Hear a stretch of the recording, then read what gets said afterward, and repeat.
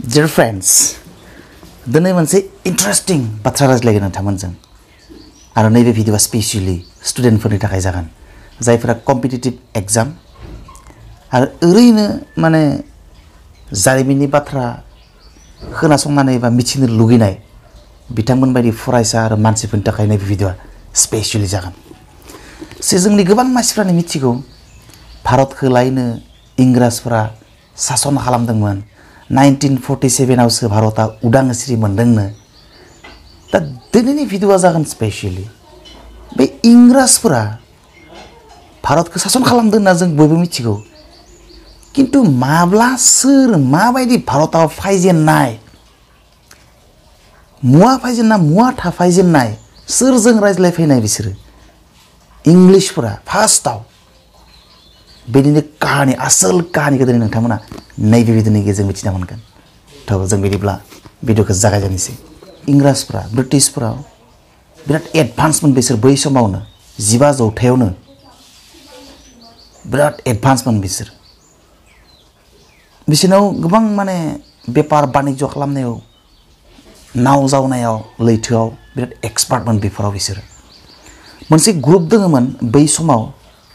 1599 मायथाइयाव मोनसे इंलिशनि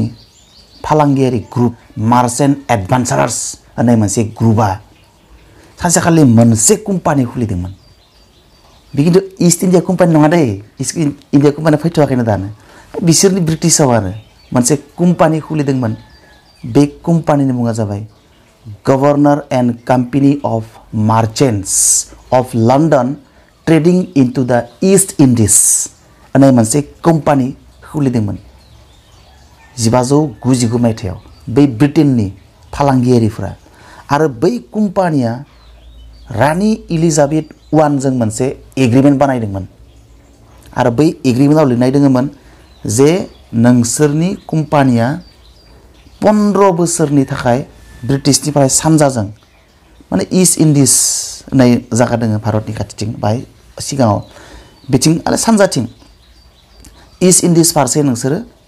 बेपार बानिज्य खालामनो थांनो हागोन जिमान बेपार बानिज्य खालामलांबाय था सानजाजों गालै 15 बोसोरनि थाखाय बिसोरनो मन'पलि होबाय दाना बिसोरो थांबाय रानि एलिजाबेथनिफ्राय बै एग्रिमेन्टखौ मोननानै बिसोरो ब्रिटिशनिफ्राय ईस्ट इंडिज फारसे बिसोरो बेपार बानिज्य खालामनो फैबाय दाना फैनानै बिसोरो ईस्ट इंडिजआव हाबफैबाय ईस्ट इंडिजआव हाबनायाव खिन्थु बिसोर नुबाय मा ईस्ट इंडिजआव अलरेडि डाचफोरा बेयाव बेपार बानिज्य फालांगि खालामबाय थादोंमोन बेनिखाय बै माबा कम्पानिया governor and company of merchants of London trading into the East Indies होननाय कम्पानिया ब्रिटेननि बिसोरो माने ईस्ट इंडिजआव जेबो बेपार बानिज्य फालांगि खालामनो हादिया बेनिखाय डाइरेक्ट बिसोरो ईस्ट इंडिजनिफ्राय भारत फारसे बिसोरो फालांगि खालामनो थाखाय फैबाय थाबाय 1609 मायथाइयाव बिसोरो भारतनि सुराटआव मोनफैबाय फैयै बिसोर डाच माबायावथ' जेबो खालामनो हादिया ईस्ट इंडिजआथ' फालांगि खालामनो हादिया ईस्ट इंडिजखौ बारबोनानै भारतआव मोनफैबाय बिसोरो 1609 मायथाइयाव भारतआव सफैबाय आरो बै समाव मुगलनि सासन सोलिबाय थादोंमोन भारतआव मुगल राजा जाहांगीरनि सासन सोलिबाय थादोंमोन जाहांगीरनि राजउलाफादाव डाइरेक्ट फैबाय बै माने इंलेन्डनि ग्रुपआ डाइरेक्ट जाहांगीरनि राजउलाफादाव फैनानै जाहांगीरजों रायज्लायबाय जे जोङो नोंथांनि हादोराव जोङो फालांगि खालामनि बिनिफ्राय जाहांगीरा जागोन दे होनना बुंनो नागिरदोंमोन किन्तु बे भारतआव मुगलफोरजों लोगोसे पर्तुगिस डाचफोराबो बेफार फालांगि खालामखाबाय थायोमोन अलरेडि बेनिफ्राय पर्तुगिस आरो डाचफोरा किन्तु बे ब्रिटिशफोरा फैनानै भारतआव बेफार फालांगि खालामनायखौ बिसोरो मोजां मोनाखैमोन आरो बिसोरखौ इंलिशफोरखौ इंलेन्डनि फैनाय बे ब्रिटिशनि मानसिफोरखौ कम्पानिखौ बिसोरो बेपार बानिज्य खालामनायखौ बिसोरो अपोज खालामदोंमोन आरो बिसोरो मा खालामबाय बै सुराटआव बिसोरो जेबो बेपार खालामनो हादिया बेनिफ्राय बिसोर डाइरेक्ट आग्रा फारसे खारलांनायसै फार्स्ट सुराटआव फैजेनबाय सुराटआव जेबो बेपार खालामनो हादिया जाहांगीरा बे समाव राजामोन बेनिफ्राय पर्तुगिसफोरा अपोज खालामबाय बेनिखायनो बिसोरो सुराताव जेबो खालामनो हादिया आग्रा फारसे खारलांबाय आरो आग्रानि मसुलिपुताम होननाय जायगायाव बिसोरो बेफार खालामजेननो लाबाय बेयाव फेक्टरि खुलिजेनबाय बिसोरो बेनिफ्राय बिसोर आग्रानि मासुलिपुतामाव बेफार खालामबाय फेक्टरि गायसनबाय किन्तु बिसोरो सुराताव फैनानै बेफार खालामफैनायनि जि गोसोनि हाबिला बिसोरनिया जोबना थाङाखैमोन बिसोरो अलवेज मा खायदा बाहायनानै बै सुराताव फेक्टरि खुलिनो हागोन फेक्टरि खुलिनानै जोङो माबायदि बेफार फालांगि खालामनो हागोन बेखौ बियो बिराद माबायाव दोंबाय थायोमोन आरो पलिसियाव बे कम्पानिया इंलेन्डनि बेनिफ्राय बिसोर सानसेखालि मा जाबाय 1611 मायथाइयाव होननाय सासे कम्पानिनि एजेन्टआ बै पर्तुगिसफोरजों दावहा नांबाय पर्तुगिसफ्रा सप'ज खालामदोंमोन ना भारतनि जि मुगल सासन बे मुगल सासननिफ्राय जेबो अपजिसन गैयामोन पर्तुगिसफ्रा जिहेतु फालांगि खालामखाबाय थादों भारताव बिसोरसो थारमाने बै इंलेन्डनिफ्राय फैनाय कम्पानिखौ बेफार खालामनो होआखैमोन सुराताव बेनिखायनो पर्तुगिस आरो इंलिसनि गेजेराव माने फाइट जाबाय इंलेन्डनि केप्टेन हकिंस आरो पर्तुगिसनि गेजेराव फाइट जाबाय फाइट जानानै माने पर्तुगिसआ जेननानै दावहायाव जि एक्सपार्टनेस ब्रिटिशफोरनि बेखौ जाहांगीरा नुनानै ठीक आसे नोंसोरखौ नुनानै आं गोजोनबाय नोंसोर ओरैबायदि एक्सपार्ट दावहा नांनायाव नोंसोरो सुराताव फालांगि खालामनो हासिगोन फेक्टरि गायसननो हासिगोन होननानै बिसोरनो पारमिसन गनायथि होनाय जानायसै बेनिफ्राय बिसोरो सुराताव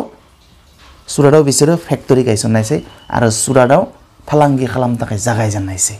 बिनि उनाव बिसोरो फार्स्टआव आग्रानि मासुलिपुतामाव फेक्टरि खुलिबाय फालांगि खालामनो लाबाय साननैसो थानानै बोसोरनैसो थानानै सुराताव फैबाय बेयावबो माने फेक्टरि गायसनबाय फालांगि खालामनो लाजेनबाय थ' बेबायदिनो सोलिबाय थाबाय बेनिफ्राय आरो बोसोरनैसोनि उनाव माने सार थमास र' होननाय इंलेन्डनि सासे एम्बासादर जेम्स वाननि बियो आरो भारताव फैबाय जाहांगीरनि खाथियाव फैबाय जाहांगीरजों रायज्लायनानै जिहेतु बेपार बानिज्य सोलिखाबाय थादों जाहांगीरजों रायज्लायनानै आरोबाव बियो आहमेदाबाद ब्रज होननाय जायगाफ्राव आरो फेक्टरि खुलिजेननो लाबाय मानोना मोनसे जायगाखौ बिसोरो फालांगि खालामनायनि गेजेरजों एग्रिमेन्ट खालामनायनि गेजेरजों मोनसे जायगाखौ दखल खालामजेननो लाबाय आरो फार्स्टआव सुराताव फैदोंमोन सुराताव फेक्टरि खुलिनो मोनदिया आग्रायाव थांबाय आग्रानि मसुलिपुतामाव फेक्टरि खुलिबाय बिनि उनाव पर्तुगिसखौ खाननैसो थानानै फेजेनबाय बेनिफ्राय सुराताव माने फेक्टरि खुलिबाय साननैसो थानानै सार थमास र' होननाय सासे इंलिसनि एजेन्ट फैबाय बे जाहांगीरजों रायज्लायबाय आहमेदाबादाव फेक्टरि खुलिबाय ब्रज होननाय जायगायाव फेक्टरि खुलिबाय थ' बेबायदि मोनसे खुलिलांबाय थादोंमोन बिसोरो दाना बिनि उनाव खिन्थु बिराद इन्टारेस्टिं घटनाया बम्बे होननाय जायगाखौ बिसोरो बम्बेयाखौ बिराद फालांगिनि थाखाय बिराद बरिया स्ट्रेटेजिक मोनसे लकेसन आरो बिराद मोनसे प्रफिटेबल जायगा बियो बम्बेया थ' बम्बेखौ बिसोरो मा टेकनिकखौ लादों मिथिबायना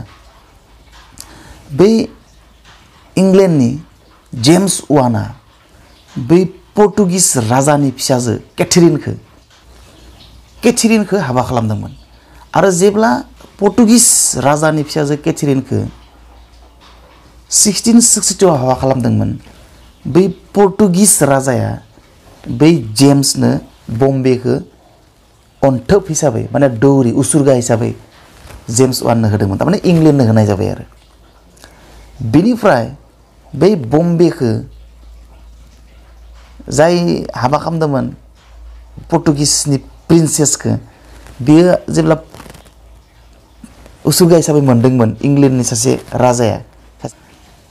बे बम्बेखौ बे माने कम्पानिनो इंलेन्डनि बे कम्पानिनो बोसोरी 3000 राङाव बेखौ कम्पानिनो बन्दक दोनदोंमोन थारमाने अब्लानो बै समनिफ्रायनो बम्बेया कम्पानिनि आखायाव थाङो आच्छा गोलाव जायो भिडिअ'आ जोङो इयुनाव रायज्लायबावगोन आरो बिसोरो भारताव फैजेननानै माबायदि मोनसेनि उनाव मोनसे जायगाफोरखौ दखल खालामलांबाय थादोंमोन दाना बेखौबो सावरायबाय थागोन आरो नोंथांमोननो मोनसे बाथ्रा बुंनो नागिरदों आङो जोंनि गोबां मानसिफ्रा मिथिगौ आरो सेथि मुलुग दावहा नैथि मुलुग दावहा एक्चुअलि मा सेथि मुलुग दावहाया मा जिनिस बियो माबायदि जाजेननाय कारना मा मानो एसेबां गिदिर दावहा जादोंमोन मा जाहोननि थाखाय बै दावहाया जागायजेनदोंमोन माबे कान्ट्रिनि गेजेराव जादोंमोन सोर देरहादोंमोन सोर जेनदोंमोन सेथि मुलुग दावहायाव माब्ला जादोंमोन मानो जादोंमोन माब्ला जोबदोंमोन डिटेल्स कनसेप्ट सोरनियाव दोङो जों बयबो मिथिगौ जे सेथि मुलुग दावहा प्रथम बिश्व युद्ध किन्तु मा कारनाव सेथि मुलुग दावहाया जादोंमोन आसोल कारना मा बिनि सोमोन्दै नोंथांमोन लाना फैगोन आं भिडिअ नेक्स्टआव हिस्ट्रिनि एनिथिं इन्टारेस्टिं बाथ्राफोरखौ नोंथांमोना आंनि नैबे एल के ब्रडार्सनि चेनेलनि गेजेरजों मिथिनो मोनगोन।